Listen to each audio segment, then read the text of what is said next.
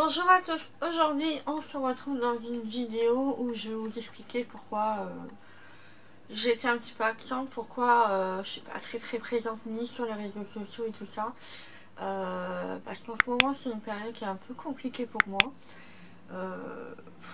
Voilà, je m'attendais pas à tout ça quoi. C'est une vidéo qui est en lien entre la PMA, l'endométriose, même si l'endométriose je ne sais pas trop si elle rentre vraiment dedans. Mais voilà, c'est une vidéo où je vais vous parler un petit peu de ce qui se passe en ce moment dans ma vie. Parce que du coup j'avais commencé à parler de la PMA avec vous et donc c'est normal aussi que vous soyez un petit peu au courant parce que ça fait partie aussi de ce qu'on va vivre ensemble, mon conjoint et moi. Comment vous dire, la dernière film qu'on a faite c'était au mois de novembre, donc l'année dernière. On avait eu, je sais plus, 16 ou 17 ovocytes. Et au final, sur la fin, il n'y en a eu qu'un qui a résisté et que du coup, on était super contents, même si c'était qu'un, mais au moins, voilà, il y en avait un. Et au moment de faire le transfert et tout ça, ils se sont rendus compte que ma TSH, donc ma thyroïde, était vraiment très mauvaise. C'est-à-dire qu'elle avait grimpé. Donc du coup, on a dû stopper le moment du transfert, mettre l'embryon en congélation. Donc ça a un nom particulier, mais bon, je vous l'explique avec des mots simples. Et donc moi, il fallait que j'attende que la thyroïde redescende.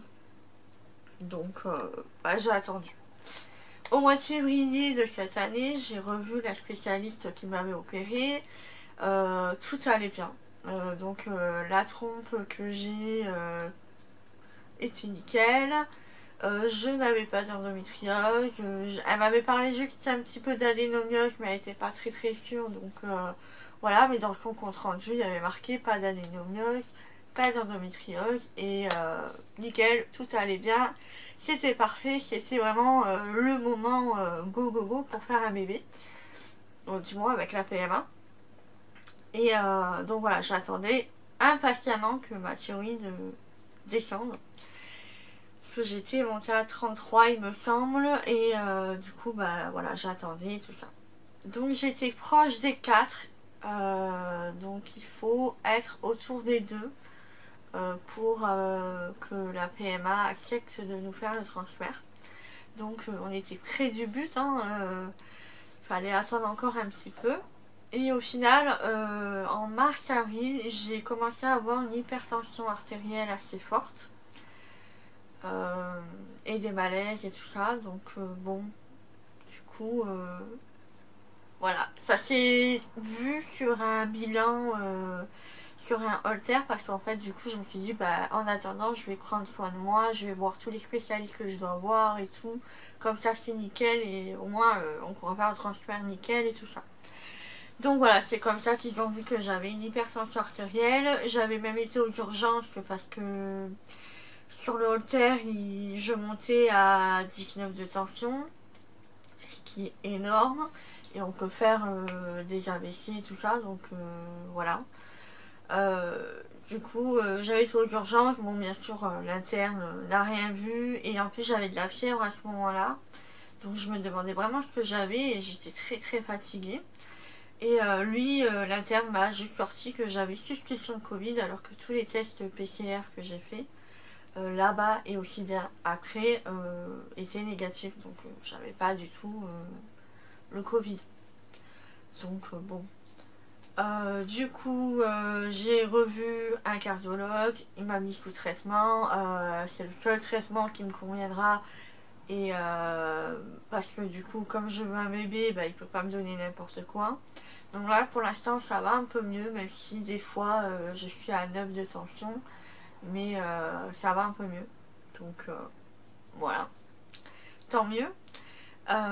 Et du coup, la thyroïde, vu que j'ai eu ce genre de malaise et tout ça, ça a augmenté, encore une fois.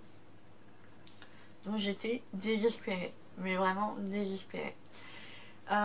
Du coup, les mois se sont passés, j'ai refait une prise de sang Et là, comme on m'avait changé le traitement entre temps, on m'avait augmenté un petit peu mon traitement de la thyroïde.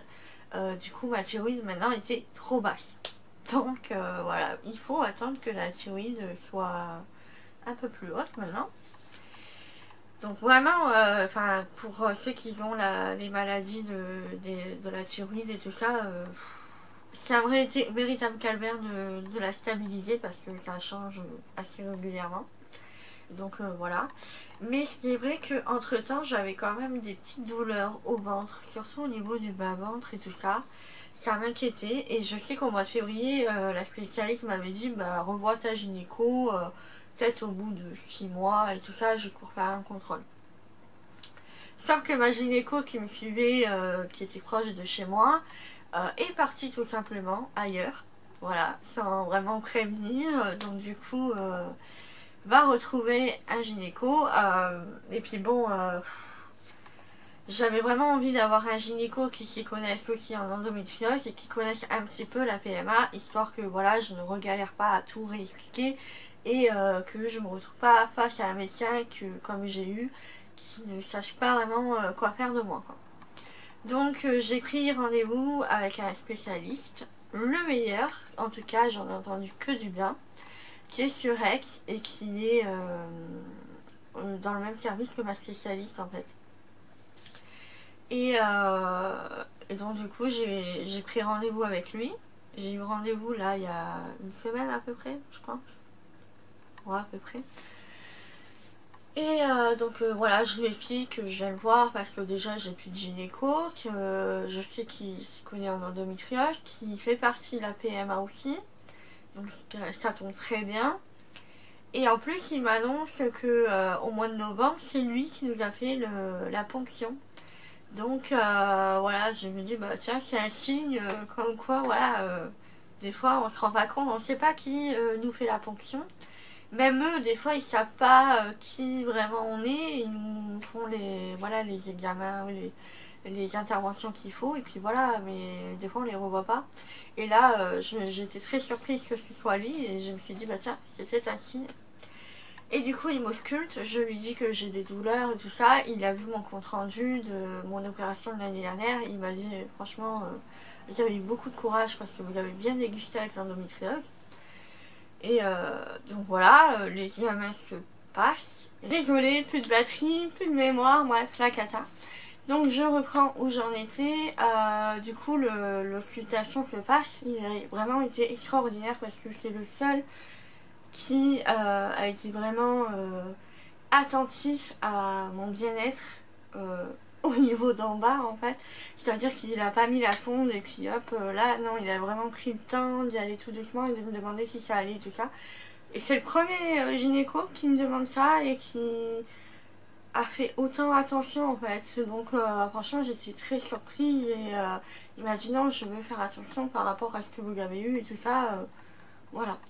Et donc voilà, j'ai trouvé ça vraiment top. Je tenais à le mentionner, mais c'est tellement rare d'avoir des gynécos aussi bienveillants comme ça que voilà, je veux le mentionner. Et donc l'occultation se passe et là on découvre que du coup ma dernière trompe est complètement foutue. Complètement abîmée. Il m'a dit qu'il y avait du liquide dedans.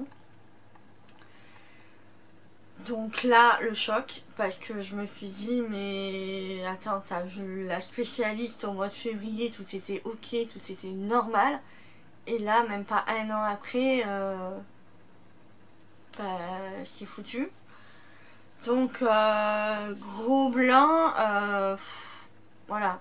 Et puis bon, tu te dis dans ta tête, plus de trompe, bah en gros, naturellement, c'est mort, quoi.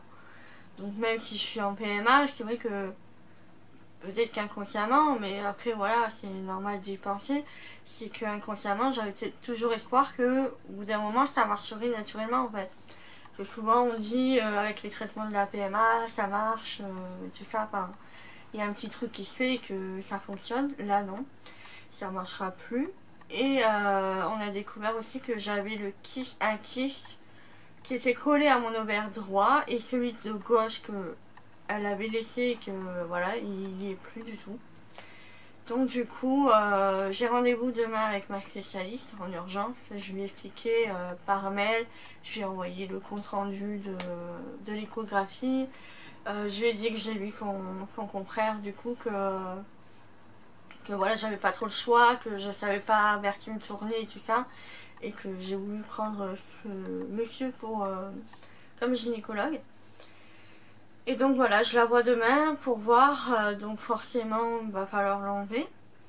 Parce que du coup le médecin m'a dit recontacter la personne qui vous suit en PMA, et celle qui m'a dit, celle qui nous suit en PMA nous a dit de recontacter la spécialiste qui m'a opéré l'année dernière, et du coup voilà, il y aura une intervention chirurgicale, ça c'est sûr.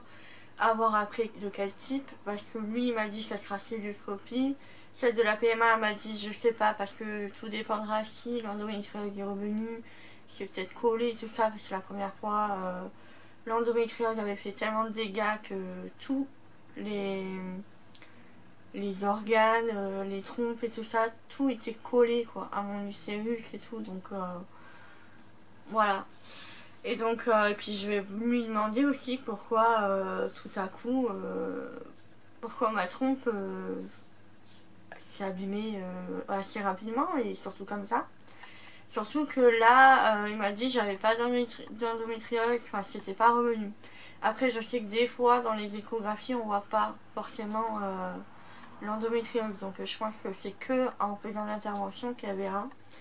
Et donc voilà, je vais pouvoir lui expliquer mon ressenti et lui demander toutes mes questions. Mais c'est vrai que voilà, ça fait un choc hein, de me dire au final tu réussiras avec maman, mais que en passant par la PMA. C'est un peu dur à digérer. Et c'est pour ça que je suis pas forcément très bien en ce moment. J'ai très peur aussi que la PMA ne fonctionne pas pour nous, parce qu'on sait très bien qu'une FIV, ça peut ne pas fonctionner. Et donc, bon, je perds pas espoir, hein, mais c'est vrai que j'ai quand même très peur de ça. Et j'espère que aussi l'embryon qui est congelé survive déjà à la décongélation et survive au transfert aussi, qui veuille bien s'accrocher. Donc pour l'instant c'est encore en stand-by, bientôt un an après, donc on verra bien. Je ne sais pas quand est-ce que je vais me faire opérer, de toute façon je vous le dirai, je verrai ça demain. Mais voilà, je m'attendais pas du tout à ça quand je suis allée le voir. Je m'attendais à ce qu'il me dise que non, tout va bien, c'est juste des douleurs neuropathiques, je crois qu'on dit, enfin voilà. Mais non. Donc voilà. Je vais voir la spécialiste demain et on verra ce que ça donne. Je pense que je vous ferai peut-être une vidéo pour vous expliquer tout ça. Vous l'aurez certainement lundi, je pense. Mais voilà, du coup, pour l'instant, la PMA c'est un peu en stand-by. Et on verra ce que ça donne, mais c'est vrai que c'est pas facile, franchement, la PMA, c'est les montagnes russes émotionnellement. C'est pas facile à vivre.